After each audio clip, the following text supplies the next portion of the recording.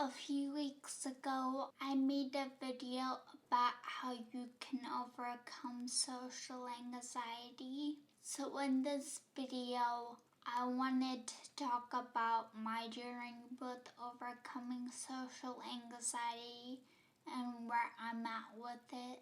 So I mentioned that I have a speech disorder called dysarthria. And while I had gone to speech therapy for it, really the best treatment is just practice. So about a couple years ago, I started reading aloud excerpts from picture books. It was difficult in terms of my speech disorder, but what I wasn't expecting was for it to be so difficult social anxiety wise. It doesn't seem like it, but when you have social anxiety, it can be really hard just to even talk to an empty room. So if you find that to be something that's difficult for you, then you should probably practice reading or just talking aloud to an empty room. It might feel strange at first, but the easier it gets. But when it starts getting easier for you, that means that it's probably time to move on to something a bit more difficult. So for me, that was doing these videos on YouTube. It's still a little uncomfortable and it does feel a bit strange to talk to a camera, but it's easier to do from your own home when there is no one else around.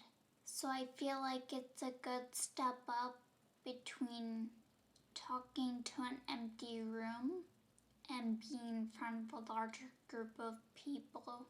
I'm obviously still on this step, but I think that the next step would be to talk in front of small groups of people and people that you know, or at least that you've met before, not random strangers.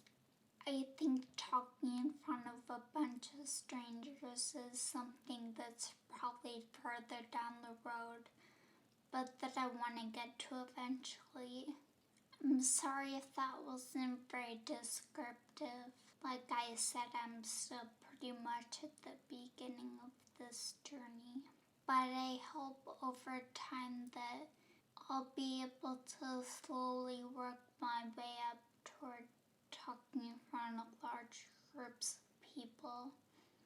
Because right now that's something that's totally out of the question for me.